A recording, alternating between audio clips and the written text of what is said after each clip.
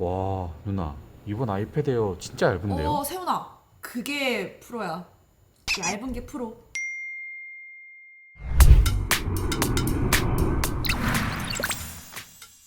Hi guys! 코너고입니다. 문제 M2 아이패드 에어 13인치 직접 사용해보는 중인데요. 지난 영상에서 구매 결정 전에 확인하면 좋은 요소들을 제가 한번 짚어드렸는데 제품 정보는 이미 많이 공개가 된 시점이니까 저는 고민되는 포인트 위주로 다뤄볼게요. 이번에 직접 만져보면서 느껴지는 부분들 그리고 M4 아이패드 프로와 성능 비교도 파이널 컷 프로 포함해서 간단히 해보면서 우리에게 필요하고 충분한 아이패드는 어떤 것인지 함께 찾아보도록 하죠. 기기를 처음 받고 느낀 감상을 이야기하자면 아이패드 에어의 그 에어가 더 이상 그 에어가 아닌 느낌입니다. 딱히 아이패드 에어만 손에 잡았을 때는 그렇진 않았는데 마침 M4 아이패드 프로를 함께 만져보니까 프로는 정말 너무 얇아서 뭔가 이대로 작동이나 하는 건가 싶은 신기함까지 느껴져요. 그러다 보니 역체감으로 아이패드 에어가 상대적으로 컨셉이 좀 애매해지는 듯한 느낌이 좀 드는 거죠.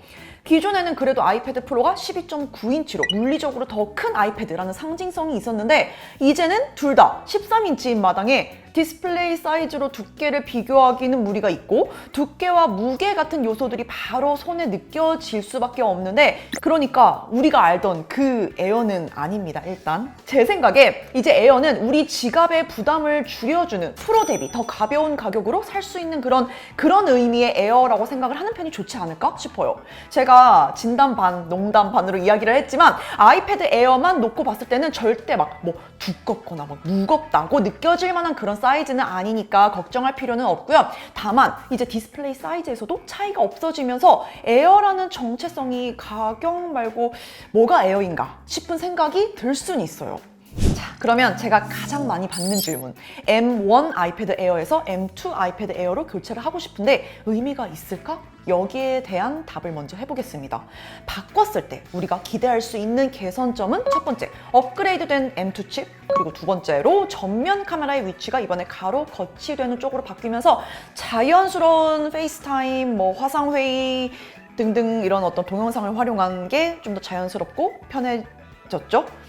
말하면서 뭔가 자신감이 떨어지긴 하지만 어쨌든 그거는 장점이죠. 확실히 편합니다. 아니, 자연스럽습니다. 그리고 마지막으로 더 큰 사이즈의 디스플레이 선택지가 존재한다는 점. 이제 13인치도 에어에서 구입을 할 수 있게 됐어요. 반면 바꾼다고 하더라도 계속해서 아쉬움으로 남을 요소들. 첫 번째로 바뀐 것 하나도 없는 디스플레이. 물론 주사율 포함해서요. 그리고 전면 카메라가 가운데로 이렇게 와주면서 페이스 아이디 지원까지 해줬으면 아주 참 더 좋았을 텐데 그거는 여전히 프로만을 위해 존재하는 프로 기능이고 여전히 터치 아이디를 고집하고 있어요. 그리고 마지막으로 애플 펜슬 프로 사용이 가능하다는 점. 이렇게 정리해봤을 때 저는 아니라고 봅니다.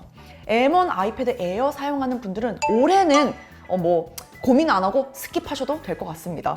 충분히 좋은 기기고 제가 뒤에서 성능 비교한 것도 보여드릴 텐데 M1 이거 진짜 아직 현역이고 태블릿에서 그 성능은 정말 남아돕니다. 정말 안타까운 경우는 디스플레이 사이즈가 너무 작아서 불편함을 느끼는 경우인데요. 그런 경우는 저의 지난 영상 참고하셔서 아이패드 프로 12.9인치 중고로 구입하는 편이 좋습니다. 그래서 저의 결론은 올해 아이패드 에어는 M1에서 M2로 갈아탈 만큼의 큰 변화가 있는 리뉴얼은 아니다.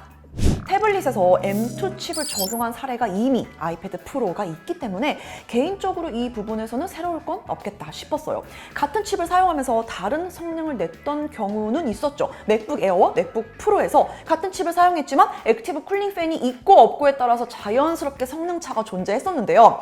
그런데 아이패드는 애초에 액티브 쿨링을 고려하지 않은 태블릿이기 때문에 서멀 성능 때문에 나타나는 성능 격차는 거의 없지 않을까 생각했어요. 그래서 이번 기회에 M1 아이패드예요, M2 아이패드예요, M2 아이패드 프로, 그리고 M4 아이패드 프로까지 이렇게 한 번에 싹 다 비교해봤습니다. 일단 벤치마크 보면 M2 칩에 기대한 바를 그대로 보여주고 있어요.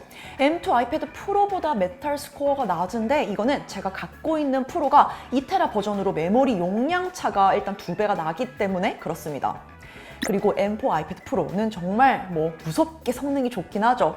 벤치마크에서부터 확실히 M2에서 2단계나 건너뛴 칩이라 그런지 확연한 차이를 보이고 있어요. 그 다음으로 제가 아이패드 프로를 하는 작업 중에서 가장 무거운 파이널 컷 프로 렌더링 시간도 측정을 해봤습니다. 아직 아이패드용 팝컷에서는 서드파티 플러그인 지원이 되지 않기 때문에 이펙트별로 적용 시간이나 실시간 플레이백이 얼마나 차이가 나는지는 확인이 쉽지 않고요.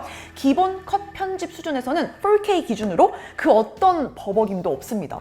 현재 차이가 나는 부분은 렌더링 시간 차이 정도라고 봐야 되는데, 먼저 가장 흔하게 사용하는 H264 코덱으로 추출했을 경우 M1 아이패드 에어에 비해서 M2 아이패드 에어와 M2 아이패드 프로가 대략 1분 정도 앞서는 모습을 보여줍니다.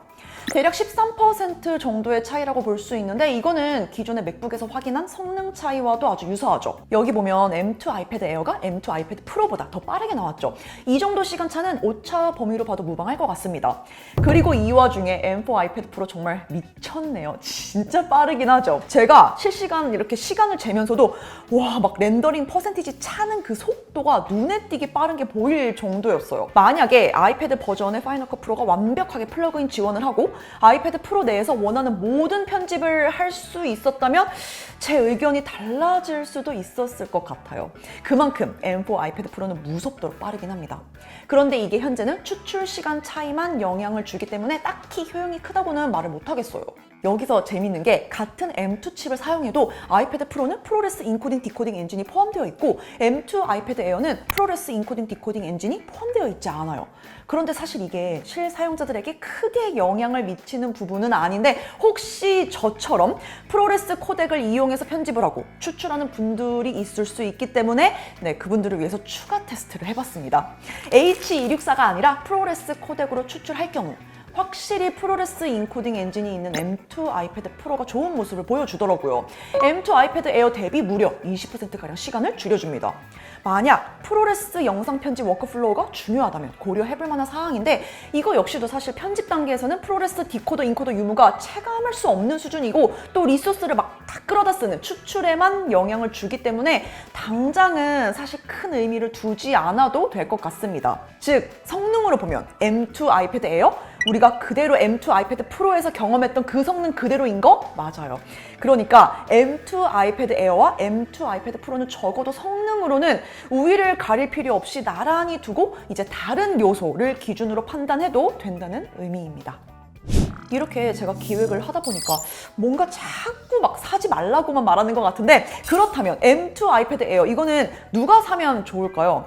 여기서 우리가 이제 생각해볼 점은 M2 아이패드 에어는 어쨌든 새로운 액세서리 플랫폼을 사용하고 있다는 점이죠. 기존 애플 펜슬 유저들에게는 이걸 M2 아이패드 에어와 쓸 수 없는 게 엄청난 단점이고 아쉬운 점인 게 맞습니다. 하지만 반대로 애플 펜슬을 구입해서 사용하지 않았던 분들에게는 이번에 새로운 애플 펜슬 프로와 함께 앞으로 많으면 2번 정도 아이패드를 바꿀 동안 계속해서 사용할 수 있는 액세서리 플랫폼으로 이동할 수 있는 좋은 기회이기도 합니다. 이 애플 펜슬 프로는 이번에 새로 나온 아이패드 프로와 에어 모델하고만 공유하는 액세서리이기도 하고요. 솔직히 저는 정말 이게 뭐 언제 출시가 됐는지, 그리고 라인업 계급장까지 그냥 다 떼고 보더라도 M2 아이패드 에어와 M2 아이패드 프로 나란히 놓고 보면 객관적으로 M2 아이패드 프로의 압승이거든요.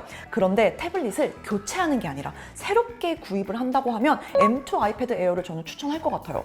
당장 물론 뭐 애플 펜슬 프로의 활용도가 막 엄청나게 높다고 보긴 어렵지만, 스퀴즈 동작과 틸팅 센서를 이용하는 앱들이 앞으로 정말 빠르게 늘어나게 될 거고, 이거는 반드시 드로잉에서 뿐만 아니라 파이널 컷, 포토샵 이런 편집 프로그램에서도 적극 활용될 가능성이 아주 많아요. 앞으로 지속해서 태블릿을 사용할 생각이라면 신규 플랫폼을 사용하는 편이 좋고, 적어도 애플은 이런 신규 제스처와 센서의 도입으로 인한 신규 기능에 정말 최선을 다하는 편이라서 장기적인 관점에서 신규 유저분들은 아이패드 에어를 사는 거 고려해보는 게 좋다고 생각합니다. 오늘 M2 아이패드 에어 처음 받고 이제 제가 지난 구매 가이드 영상에서 들었던 생각들이 실제로는 어떤지 이렇게 확인을 해봤는데요.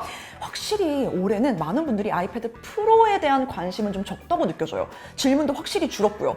뭐 압도적인 가격 때문이기도 할 것 같고, 또 더 이상 프로 고집할 필요도 없다는 걸 기존 M2 아이패드 프로 유저분들도 잘 아는 게 아닐까 싶기도 한데, 혹시 아이패드 프로도 한번 오늘처럼 주요 질문과 확인해보고 싶은 포인트에 대한 이야기를 해보려고 하는데 궁금한 점이 있다면 대신 확인해줬으면 하는 그런 점들이 있다면 남겨주세요. 그럼 저는 다음 영상 아이패드 프로 버전으로 또 한번 준비해 보도록 하겠습니다. Bye guys!